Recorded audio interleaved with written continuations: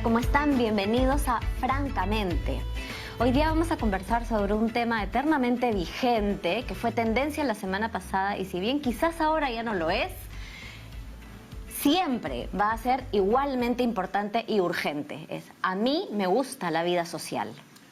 Claro, y se volvió tendencia cuando habla de tendencias porque en las redes comienzan a hablar de algo, pero que en realidad pues lo que está detrás es terrible, ¿no? Es la denuncia. Exactamente, ¿no? Una expresión de un abogado a partir de una violación masiva a una chica, y para eso queremos justamente conversar con Liz Meléndez de Flora Tristán, la directora de Flora Tristán, que tiene 40 años, ¿no? Esta ONG feminista en esta lucha por la igualdad de los derechos. Bienvenida, Liz.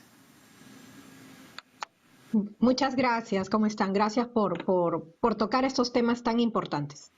Claro, la primera cosa que quisiera preguntarte, porque es sorprendente, digamos, si 5 tipos violan a una chica, uno podría esperar que hay una unanimidad, ¿no? en el delito, ¿no? Y que todo el mundo cuestione eso y que estas personas tengan un juicio y lo metan preso.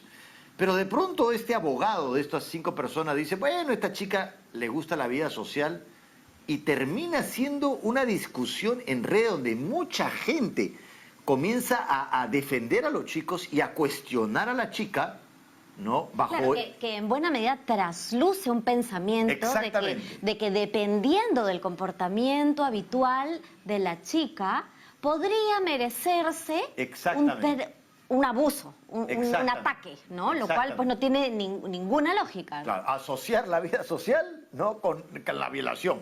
Entonces, ¿cómo tú que trabajas en estos temas, cómo tú te explicas esta forma de pensar que lamentablemente seguimos teniendo? Sí, bueno, nosotras hemos tomado con rechazo, con indignación, pero lamentablemente no con sorpresa estas declaraciones. ¿Por qué? Porque es muy usual que los agresores o sus defensas, ¿no? Intenten permanentemente culpar a la víctima de las agresiones, ¿no?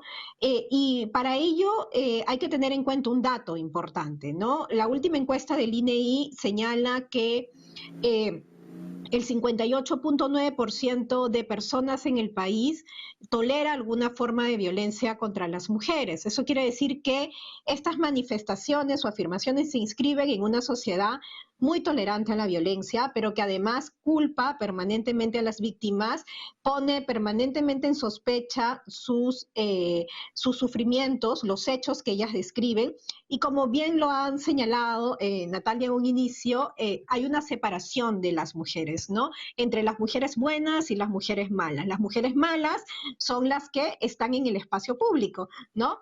O socializan, tienen, como señaló, tienen una vida social, este mal abogado, ¿no? Y las mujeres buenas son las que están en su casa, ¿no? Haciendo esta separación que lo único que hace es reproducir la violencia y la discriminación y volver, es una estrategia del patriarcado para volver a las mujeres al espacio de lo privado, cuando sabemos que la violencia está tanto en el espacio público como en el espacio privado y que las mujeres tenemos derecho a vivir el espacio público sin violencia y con libertad, ¿no? Por eso nos parece importante el rechazo de la ciudadanía también de muchas mujeres, pero también que el Colegio de Abogados de Lima le haya iniciado un proceso por haber faltado a la ética.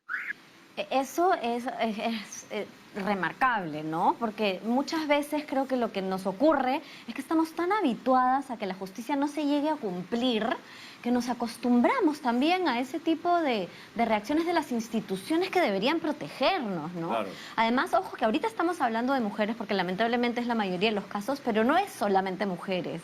Los abusos se dan a mayormente mujeres, pero a niños, a niñas. O sea, es una enorme población vulnerable, cualquiera que podría estar expuesto a una persona que le da la gana de no controlar sus impulsos y quiere que el sistema siga protegiendo esto, ¿no? Esa impunidad de la que increíblemente seguimos siendo socialmente parte. Claro, pero además este abogado, Liz, no quiso decir literalmente que a la chica le gusta la vida social. Quiso decir otra cosa, ¿no? Denotó. Y es Por supuesto. que es una chica que, digamos, está en situaciones riesgosas, o sea, como asumir este paradigma, ¿no? Como si el hombre fuera una especie de bestia salvaje, ¿no? Que no tiene ningún tipo de control, ¿no? Y que toda persona que se acerca a la bestia se está exponiendo o se está arriesgando a que la bestia actúe como tal. Porque yo he visto en redes hombres que dicen, pero es que el hombre es hombre. O sea, como si el hombre, o sea, como si la mujer tuviera que asumir que el hombre es animal y que no puede ser, que no puede tener una conducta civilizada. Claro, civilizado, ¿no? Considerado el máximo, digamos, humano. Exactamente. Como que fuera más animal que humano. Exactamente. Y eso después es un absurdo mayúsculo, claro, ¿no? Claro. A ver, yo creo que hay varios elementos en lo que ustedes han señalado, ¿no? Lo primero es que efectivamente todo acto de violencia sexual es un asunto de poder. Y esto tenemos que tenerlo claro para desterrar esta forma de comprender la violencia sexual que ejercen generalmente los hombres y generalmente contra las mujeres, niñas y sobre todo niñas y adolescentes, ¿no? Que son las principales víctimas, o mujeres muy jóvenes, como en el caso de esta chica que solo tiene 21 años, o sea, es bastante joven también, ¿no? Y que no se trata de impulsos. No se trata de no poder controlar la libido sexual. La violencia sexual es un crimen que no tiene que ver con la libido, que tiene que ver con situaciones, con hechos vinculados al poder. Y más aún en casos como este, se puede ver efectivamente cómo en un escenario de agresión múltiple se despoja completamente a la mujer de sus derechos y es convertida prácticamente en un objeto de uso y de abuso que se lo pasa, ¿no? Un agresor con otro agresor, haciendo un espectáculo de esta consolidación o este espectáculo de una masculinidad completamente tóxica, este espectáculo en donde la mujer no es una persona, es un objeto que usan, que abusan, ¿no? Sobre quien ejercen este poder patriarcal, y nosotras las feministas nos gusta reflejar efectivamente que estamos en una sociedad patriarcal, machista. ¿Por qué? Porque hay que decirlo, es una cuestión de poder. Y este sistema se apoya justamente en estas diferencias que se hacen entre las mujeres buenas, las mujeres malas, ¿no? Porque lo que quiso deslizar el abogado de uno de los agresores es justamente que esta mujer no era merecedora de derechos y que ella se lo buscó, ¿no? Y que ella se lo buscó, amparándose justamente en estas ideas sobre los impulsos sexuales que pueden estar detrás de estos crímenes y que no tienen nada que ver, son crímenes en donde se ejerce poder, pero también que esta mujer no era merecedora de esos derechos, ¿no? De los derechos que merecemos todas las personas, independientemente de nuestro género. Todas las personas tenemos derecho a vivir sin violencia, a vivir con libertad, con dignidad. Entonces, justamente una de las cosas que tenemos que erradicar son esas formas de interpretar estos crímenes. No son impulsos, la verdad es que es el ejercicio del poder sobre el cuerpo de las mujeres, y en el caso de las violaciones colectivas es clarísimo cómo se convierte a estas mujeres en un objeto para un espectáculo y una oportunidad para afianzar frente al otro ese poder del macho que domina, ¿no? Este cuerpo que despoja a la vez de sus derechos. Y eso es algo que está muy enraizado en nuestras sociedades y que tenemos que cambiar. Y para cambiarlo hay que visibilizarlo. Por más que muchas veces duela, hay que visibilizarlo como tal. Hay un hashtag que genera mucha polémica muchas veces, que es Perú, país de violadores. Y ahí ya ves a un montón de hombres indignándose porque están llamando, según ellos, a todos los hombres violadores. Y no es así, es un grito frente a la impunidad, frente a este tipo de hechos, de crímenes tan dolorosos que no solamente vulneran a una mujer, vulneran a todas las mujeres porque envían un mensaje, y envían un mensaje de miedo y de temor, ¿no? Exacto, sí. Para nuevamente devolver a las mujeres al espacio privado, en donde es el espacio de dominación tradicional que ha implantado este sistema de dominación. Pero dime una cosa, mira, yo me quedo pensando, por ejemplo, en el poco sentido que hay esta idea de poder en la escena de un abuso colectivo, de cualquier abuso en realidad, porque ¿cómo te puedes sentir poderoso frente a alguien que está en desventaja? O sea, eso denota para mí fragilidad. No es que te estás enfrentando a alguien mucho más fuerte que tú, entonces demuestras tu poder. Te lo pregunto de esta manera porque quiero saber, en realidad, qué ocurre en la mente del abusador que tiene esta lógica tan absurda, que solamente, creo yo, trasluce en el fondo mucha fragilidad. Fragilidad de carácter, ¿no? De autoestima, de un montón de cosas, ¿no? Bueno, yo les comentaba que el patriarcado como sistema de dominación que es global se asienta justamente sobre relaciones de poder sobre los más vulnerables, ¿no? Así vamos a ver cómo el patriarcado, en el marco del cual se inscriben este tipo de agresiones, va a abusar de ese otro que ve más vulnerable. Por eso es que se abusa de las mujeres, se abusa de los niños y niñas, ¿no? Digamos, es este afianzamiento de yo soy el poderoso, ¿no? Esta masculinidad absolutamente tóxica en la cual se ha socializado la gran mayoría de personas, la que tenemos que combatir. Puede sonar profundamente difícil de comprender, pero en realidad es el abuso del más vulnerable y es justamente a quienes se considera vulnerable, a las mujeres. Por eso es que no solamente en este caso tan trágico, ¿no? Se trata del abuso de una persona, de la incursión abusiva de una persona sobre el cuerpo de otra, sino de 5 agresores, pero que además ya está, hay algunos exámenes que señalan que la víctima estuvo probablemente dopada, ¿no? Claro, y en realidad ni siquiera tendríamos que profundizar en este caso porque paralelamente ha habido varias violaciones también masivas, ¿no? En Cusco, en Piura. Entonces, y lo que a mí me da más pena, Liz, es que muchos de los violadores son gente muy joven, porque yo digo ya, habla de este sistema de pensamiento y de comportamiento que la gente de mi generación y otros pues han recibido, pero un chico de 20 años sigue teniendo esa forma de pensar. Ustedes tienen 40 años trabajando.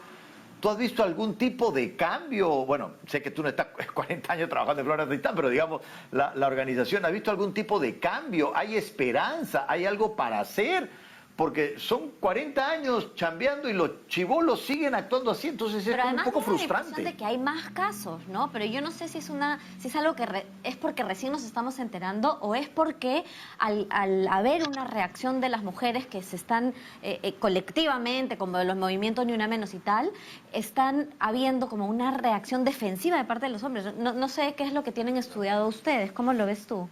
Sí, yo creo que hay 2 dimensiones en lo que nos están comentando. Primero, efectivamente, los agresores son muy jóvenes y eso es algo preocupante, pero que a la vez nos dice que hay un fracaso de las políticas públicas para enfrentar la violencia contra las mujeres y que es necesario redefinir la estrategia. Y nosotras pensamos que la redefinición de estrategias tienen que estar orientadas a la prevención de la violencia de forma integral y eso tiene que ver con también trabajar a nivel de la educación desde tempranas edades, desde la infancia, para poder cambiar esos imaginarios de discriminación que todavía sostienen esta violencia, porque los hombres no nacen agresores, ¿no? Es algo que se aprende y es algo que no podemos permitir que continúen. Estos 40 años yo creo que han cambiado muchas cosas, ¿no?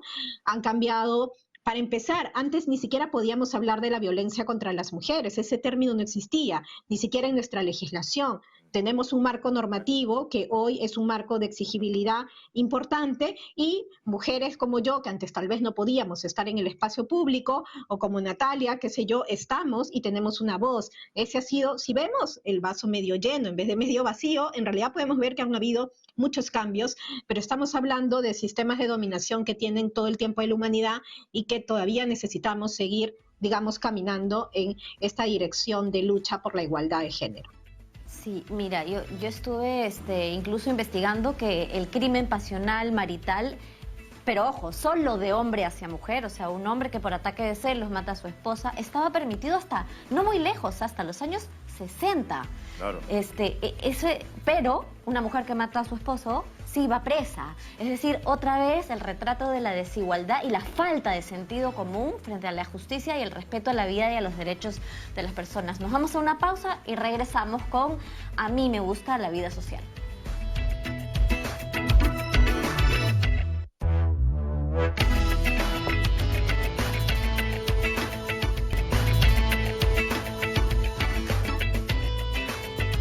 Seguimos aquí en Francamente, reflexionando sobre cómo puede llegar a cuestionarse a una víctima de abuso sexual dependiendo de qué comportamiento social puede llegar a tener y cómo eso trasluce una mentalidad de nosotros, los peruanos, que está todavía, que tenemos, ¿no?, la enorme responsabilidad de madurar, evolucionar para seguir cuidándonos todos, ¿no? Porque finalmente si todos estamos bien, todos, mujeres y hombres, vamos a vivir mejor. Bueno, nos estabas comentando, Liz, que hasta el año 93 era legal dentro de un matrimonio violar, abusar sexualmente, someter, agredir a la esposa, pero que gracias a Dios a partir del año 93, año fatal porque ha debido ser hace 100 años, pero bueno, a partir del año 93 recién se reconoce el abuso sexual como delito dentro del matrimonio. O sea, ¿cuánto de eso? 27 años. Tan mal, tan atrasados estamos, Liz. ¿Qué nos falta? ¿Qué tenemos que hacer? Sí, justamente la violación sexual o los delitos sexuales son delitos sumamente tolerados, aunque son sumamente graves, son sumamente tolerados en nuestra sociedad, ¿no? Una evidencia es que efectivamente en el 93 recién se reconoce que las mujeres tienen derecho a decir que no a una relación sexual dentro del matrimonio, porque se consideraba que al casarte, digamos, el esposo era tu dueño. Por lo tanto, la vida sexual era parte de los derechos que tenía sobre ti el marido, ¿no? Y eso ahora es un delito y, por supuesto, cuando una mujer dice que no en cualquier circunstancia, es no. Y que efectivamente estamos sumamente atrasados en superar estas mentalidades retrógradas, desiguales, pero que sobre todo colocan a las mujeres no como sujetas de derechos, sino como objetos de uso y abuso de otros, ¿no? Y eso es algo que tenemos que cambiar mediante la educación, la prevención, pero trabajar, nosotras creemos incluso desde la temprana infancia, ¿no? El tema de los roles de género es algo que parece inofensivo, Justamente, Liz, pero que construye mentalidad. Justamente, Liz, una de las cosas que me parecieron, digamos, positivas después de esta desafortunada expresión del abogado que refleja toda esta mentalidad, fue toda una cadena de mujeres, digamos, en las redes que decían, yo me voy a encargar que mi hijo no sea así, ¿no? Como este compromiso dentro de la propia familia de educarlo de modo diferente. Cosa que me parecía muy positivo, pero a la vez me preguntaba, ¿cómo te aseguras de eso? O sea, ¿cómo generas una burbuja dentro de tu casa para que tu hijo no adquiera esos mensajes cuando el mundo y el niño va a seguir recibiendo los mensajes por diferentes maneras? O sea, ¿cómo uno puede hacerlo para estar un poco más seguros? Yo tuve la misma percepción que tú cuando vi esos flyers, qué sé yo, en las redes sociales, porque pueden haber muy buenas intenciones en personas concretas de educar de forma diferente a sus hijos e hijas, y eso es positivo, porque también es cierto que el primer espacio de socialización de las personas es la casa, tu familia, tu entorno.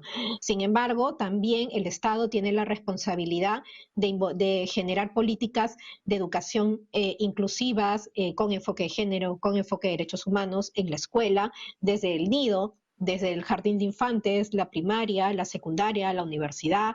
Los medios de comunicación tienen que cambiar su discurso y reconocer los derechos de las mujeres y no solamente difundir casos cuando se tratan de casos escandalosos, sino también hablar de derechos humanos y de que somos sujetas de derechos y de nuestra autonomía. Entonces, es un conjunto de situaciones que tienen que cambiar en las diversas instituciones sociales en las cuales nos socializamos, ¿no? Esos posts, flyers de las mamás que decían yo voy a criar a un hijo respetuoso, justo, ¿no? también generaron otro tipo de polémica con otras personas que decían, qué horrible que a tu hijo hombre le transmitas el mensaje de que es un potencial agresor.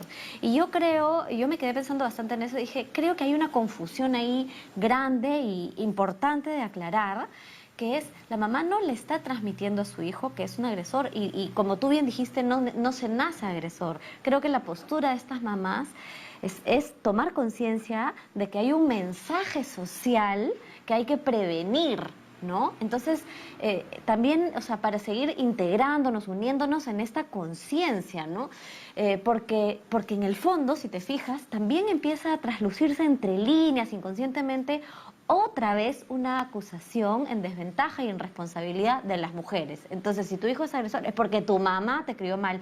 Y eso está mal por donde se mire. O sea, somos una sociedad de adultos criando jóvenes, criando niños y nos tenemos que hacer responsables de los aciertos y de los errores entre todos, ¿no es cierto?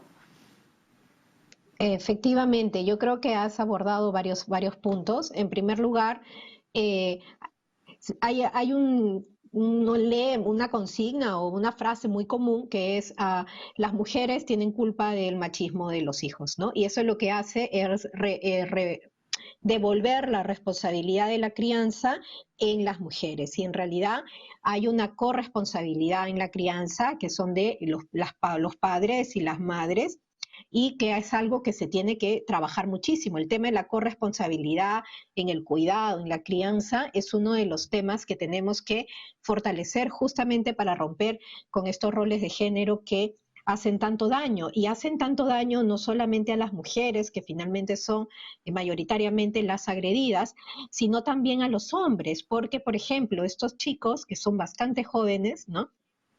Evidentemente que están en una situación en donde van a ser, esperamos, condenados por muchos años, probablemente entre 20 a 26 años, como corresponde de acuerdo a ley. Entonces, no es que el machismo haga solamente daño a las mujeres. La responsabilidad de luchar contra esta situación es de hombres y mujeres, es de todas las personas, porque este tipo de formas de desigualdad y de discriminación pues hacen un mundo menos justo, menos vivible, más violento, ¿no? Un mundo en el que no queremos que en general nuestros hijos y nuestras hijas crezcan. Entonces creo que hay que tomar este tema no como una guerra entre hombres y mujeres, sino como un asunto de responsabilidad social con una humanidad mejor, que ese es el mensaje finalmente que nosotras también desde como feministas, como defensoras de derechos queremos dar.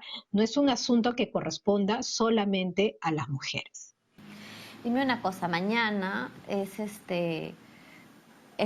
una celebración nacional, ¿no? Algunos celebrarán la canción criolla, otros Halloween, otros con una combinación de ambos. Y por un lado decimos, deberían todos nuestros jóvenes ir a un lugar seguro porque no debería haber estas amenazas ahí. No es justo tener que decirle a tu hija, tú te tienes que cuidar. Lo que debería ocurrir es que no existan los agresores. Sin embargo, ahorita ese no es el panorama. Por otro lado, o sea, ¿qué le podemos decir a todos los chicos que de alguna manera, algunos respetando los protocolos y otros tal vez no, se van a reunir mañana? Bueno, primero, lo que creo que no hay ningún escenario, ninguna razón, por ningún motivo, que justifique la violencia, ¿no? Hay muchas personas que en este caso han querido incluso culpar a la víctima por haber estado vulnerando, digamos, el estado de emergencia o haber estado reunidos, ¿no? Pero eso no tiene nada que ver. Ese asunto tiene que estar fuera de la discusión.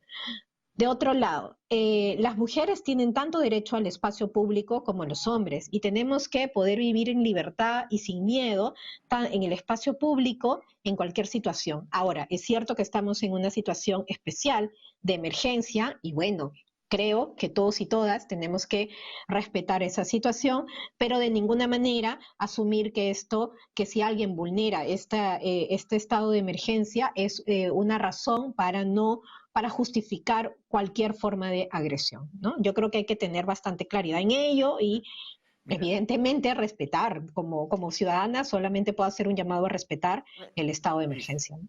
Exactamente. sí, O sea, mañana a toda la gente le gusta la vida social y todos van a claro. salir a celebrarla y nadie Bueno, no es todo el víctima mundo, de la... no, a mí no me gusta. pero Bueno, digamos, a la ya, mayoría. a mí tampoco. Yo soy una señora de su casa. No, imagínate, Claro, quiero pero- decir una señora que se quede en casa porque le da sueño. Claro. Pero lo que quiero decir es que igual es un día de celebración. Claro. Y puede haber gente que se reúna y de ninguna manera significa que están en falta o que se merecen ningún tipo de maltrato, ¿no? Pero a la vez es complicado Nadie. y el programa se nos va, Liz. A la vez es complicado porque uno puede dar este mensaje, pero los padres leen las noticias y van a decir, me da desconfianza que mi hija salga y la controlan más y sigue perpetuándose esta situación donde la mujer mejor que se quede en casa porque hay peligro afuera y los hombres no tienen tanto peligro. Entonces, la noticia de alguna manera me preocupa porque puede seguir perpetuando esta diferencia. Nosotros podamos dar este mensaje, pero a la vez los padres viven mirando las noticias. Efectivamente, efectivamente. Y eso es una estrategia del patriarcado, absolutamente. La estrategia fundamental del patriarcado ha sido generar miedo para que las mujeres vuelvan a sus casas. Entonces, este tipo de hechos lo que hacen es también enviar un mensaje, y es un mensaje de temor. Es un mensaje de las mujeres están más seguras en su casa. Cuando sabemos que el 60-70% de feminicidios han ocurrido en los hogares de las propias víctimas, por ejemplo, ¿no? Pero, sin embargo, se genera este miedo Claro. porque se asume que las mujeres no son para estar en el espacio público. Esa es una estrategia del patriarcado, del machismo, que es importante visibilizar y seguir luchando para que las mujeres podamos vivir el espacio público libres, sin miedo y sin violencia.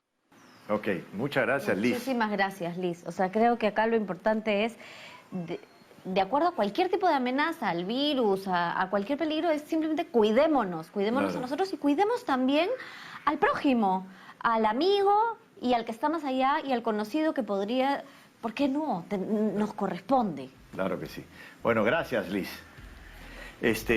Una cosa también, bueno, ya el programa se nos ha ido, ¿no? Pero han tocado puntos bien importantes, ¿no? Y yo me quedaba pensando, lo digo como reflexión, como para dejarlo ahí abierto, si, culturalmente hay esa estructura de dominación, como lo plantea Liz, la estructura podría cambiar, pero el impulso de dominación, ¿es aprendido o también hay esta cosa en la especie humana en general de querer dominar al otro? No, es aprendido. Hay muchas sociedades que no viven este tipo de estadísticas de abuso, pero podemos hacer un programa sobre eso. Eso. Nos vemos con nosotros, nos quedamos hasta aquí y con nosotros hasta el próximo programa de Francamente. Chao.